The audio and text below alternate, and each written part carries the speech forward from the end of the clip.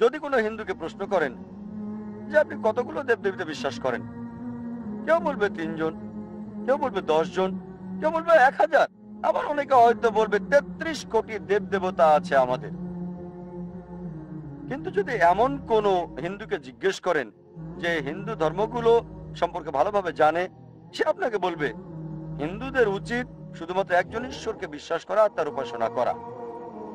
সাধারণ হিন্দুরা একটা মতবাদে বিশ্বাস করে যেটাকে বলা হয় প্যানথেইজম।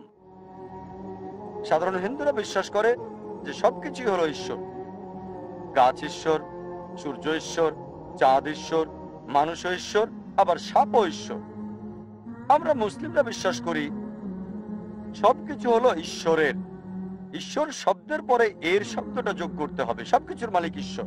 গাছ হলো ঈশ্বরের, সূর্য হলো ঈশ্বরের, চাঁদ হলো ঈশ্বরের, মানুষ হলো ঈশ্বরের, সাপও হলো ঈশ্বরের। তাহলে একজন মুসলিম আর একজন হিন্দুর মধ্যে পার্থক্য হচ্ছে, সাধারণ হিন্দুরা বলে সবকিছু ঈশ্বর, আর আমরা মুসলিমরা বলি সবকিছু ঈশ্বরের। ঈশ্বর শব্দের পরে এর যোগ করতে হবে। আমাদের পার্থক্য এই এর শব্দটা নিয়ে। আমরা যদি এই শব্দটার পার্থক্য দূর করতে পারি, হিন্দু আর মুসলিম একতাবদ্ধ হতে পারবো।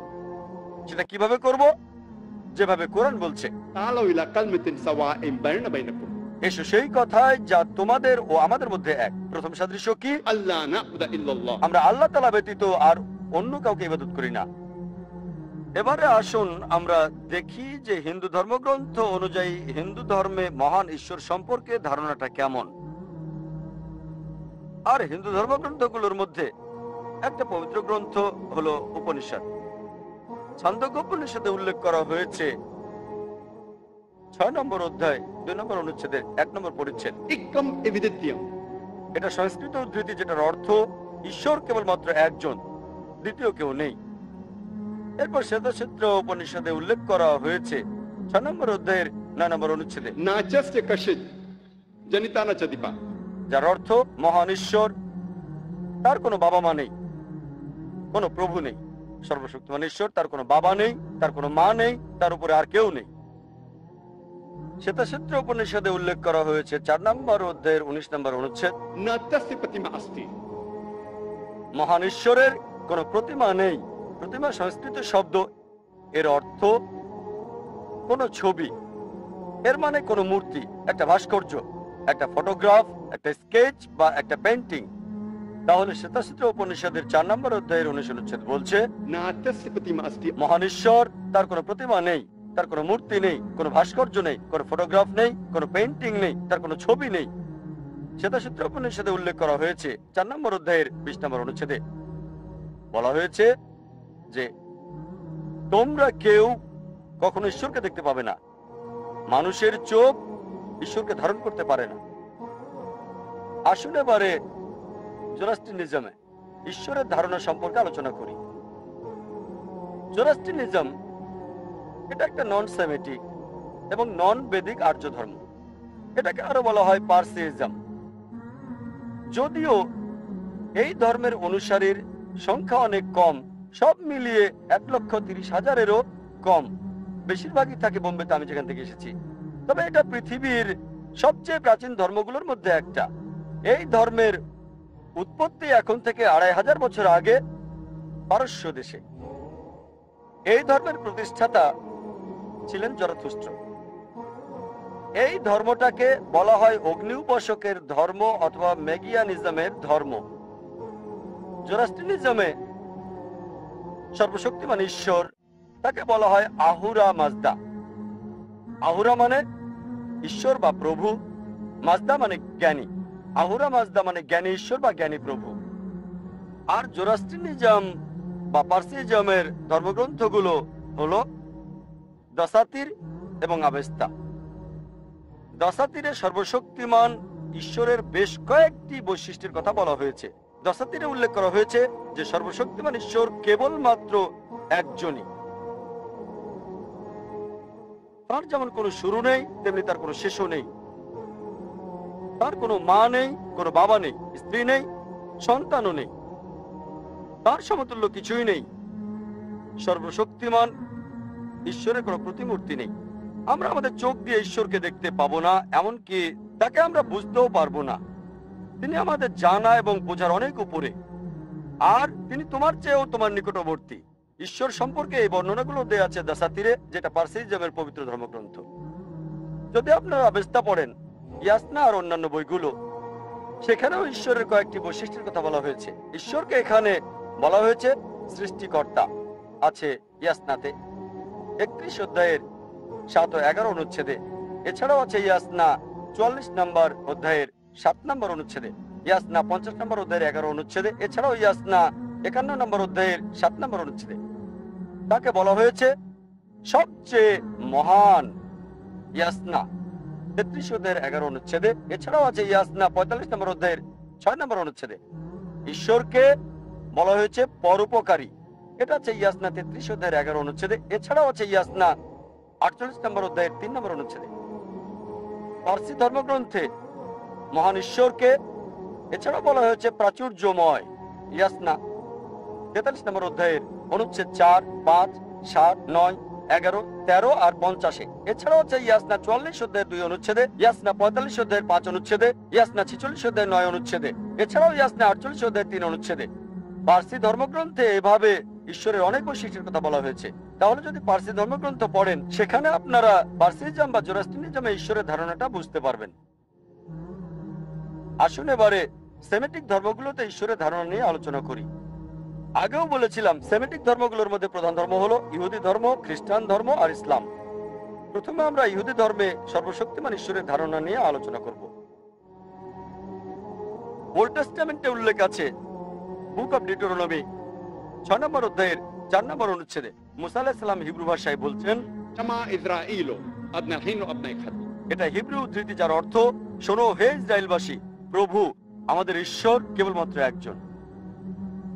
বুক অফ আইজায় উল্লেখ আছে 43 নম্বর অধ্যায়ের 11 নম্বর অনুচ্ছেদে, আমি নিজেই হলাম প্রভু, আমি ব্যতীত অন্য আর কোনো ত্রাণকর্তা নেই। বুক অফ আইজায় উল্লেখ আছে 45 নম্বর অধ্যায়ের 5 নম্বর অনুচ্ছেদে, আমি প্রভু, আমি ব্যতীত আর কেউ নেই, আমি ছাড়া আর কোনো ঈশ্বর নেই। বুক অফ আইজায় উল্লেখ করা হয়েছে 46 নম্বর অধ্যায়ের 9 নম্বর অনুচ্ছেদে, আমি ঈশ্বর, আমার মতো আর কেউ নেই। এছাড়াও বুক অফ এক্সোডাসে আছে 20 নম্বর অধ্যায়ের 3 থেকে 5 নম্বর অনুচ্ছেদে বলা হয়েছে, আমাকে ছাড়া তোমরা অন্য কোনো দেবতাকে উপাসনা করবে না। মহান ঈশ্বর ওল্ড টেস্টামেন্টে এই কথা বলেছেন।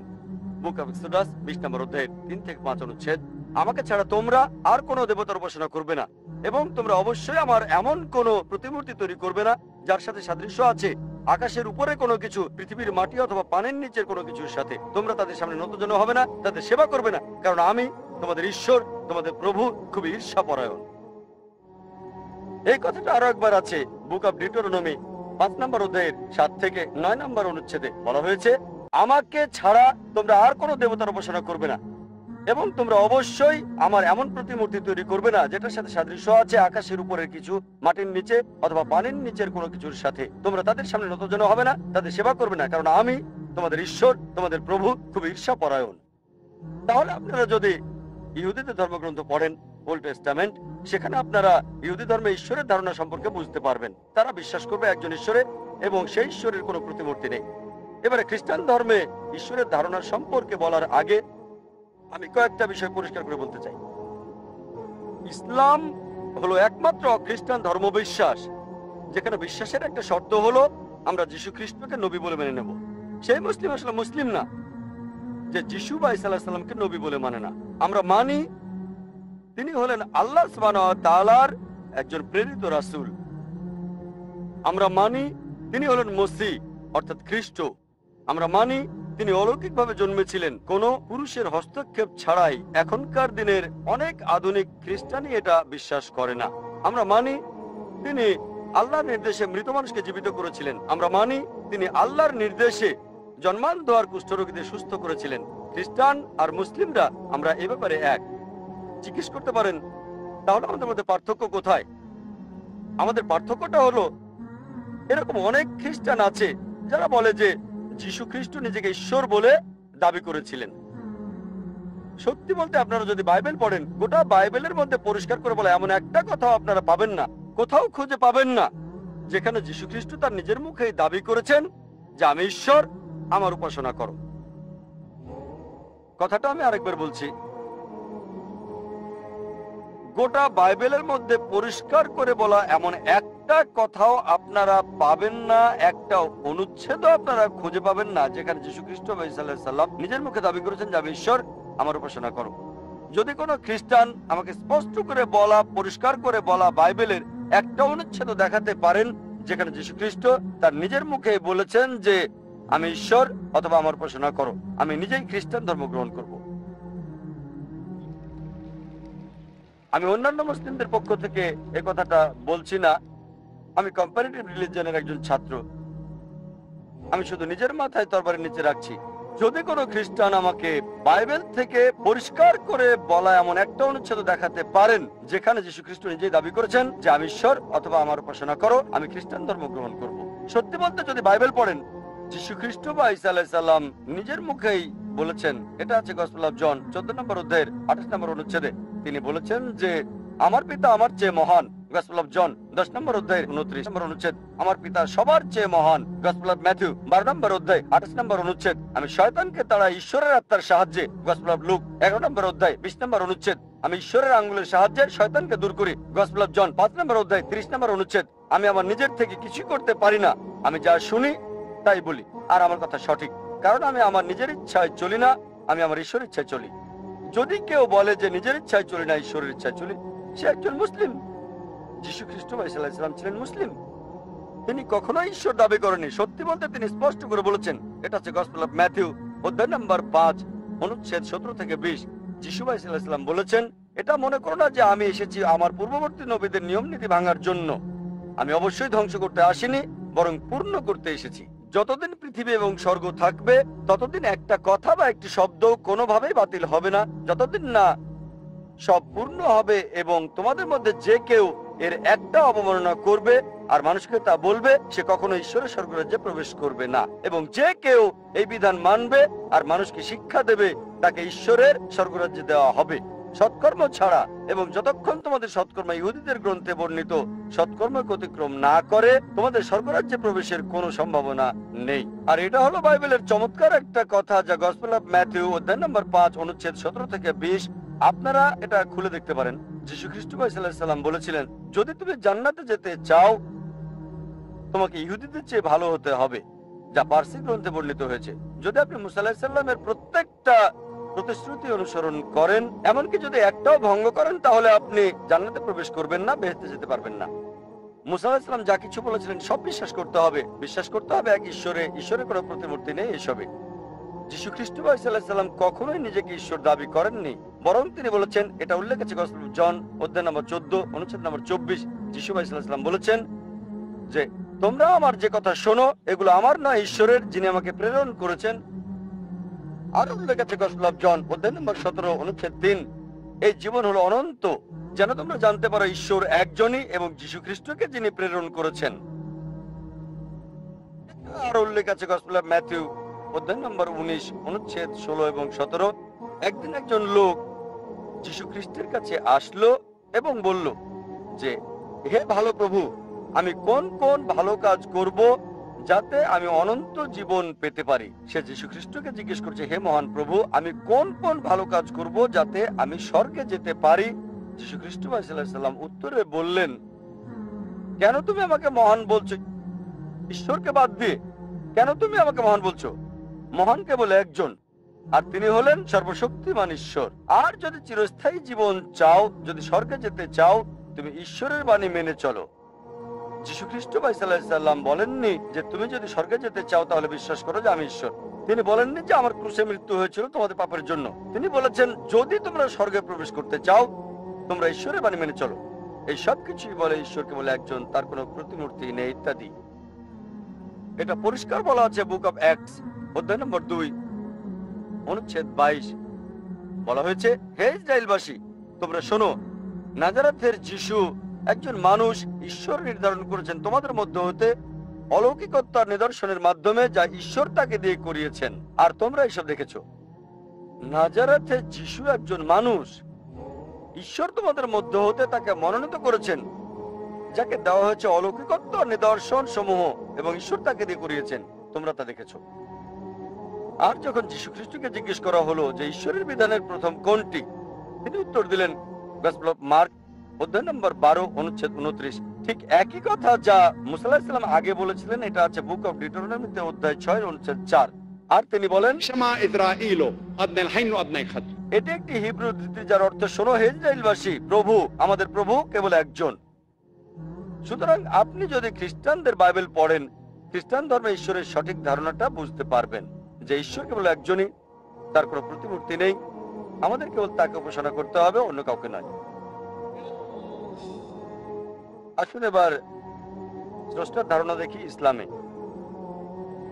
সবচেয়ে ভালো উত্তর একজন মুসলিম আপনাকে দিতে পারে ইসলাম ধর্মে ঈশ্বরের ধারণার জন্য, আর তা হচ্ছে সূরা ইখলাস, সূরা নম্বর 112 আয়াত নম্বর 1 থেকে 4। কুল হুয়াল্লাহু আহাদ। বলো তিনি আল্লাহ এক, অদ্বিতীয়। আল্লাহুস সামাদ, আল্লাহ স্বয়ংসম্পূর্ণ এবং চিরস্থায়ী। লাম ইয়ালিদ ওয়া লাম ইউলাদ, তিনি কাউকে জন্ম দেননি, কখনো জন্ম নেননি। ওয়া লাম ইয়াকুল্লাহু কুফুয়ান আহাদ, এবং তার সমতুল্য কিছুই নেই। এই হলো 4 লাইনের সংজ্ঞা আল্লাহ সুবহানাহু ওয়া তাআলার, সর্বশক্তিমান ঈশ্বরের, যা পবিত্র কোরআনে উল্লেখ আছে। যদি কেউ বলে যে এই হলো ঈশ্বরের বৈশিষ্ট্য, আর যদি এই বৈশিষ্ট্য 4 লাইনের এই সংজ্ঞার সাথে মিলে যায়, তাহলে মুসলমানদের কোনো আপত্তি থাকবে না তাকে ঈশ্বর হিসেবে মানতে। প্রথম হলো কুল হুয়াল্লাহু আহাদ, বলো তিনি আল্লাহ এক এবং অদ্বিতীয়। আল্লাহুস সামাদ, আল্লাহ স্বয়ংসম্পূর্ণ এবং চিরস্থায়ী। সামাদ এর অর্থ বাংলায় এক কথা বলা যায় না, এর অর্থ হচ্ছে কারো মুখাপেক্ষী নয়, চিরস্থায়ী, অবিনশ্বর, সবকিছু তার উপর নির্ভরশীল, তিনি কোনো কিছুর উপর কখনো নির্ভরশীল নন। এটি ব্যাপক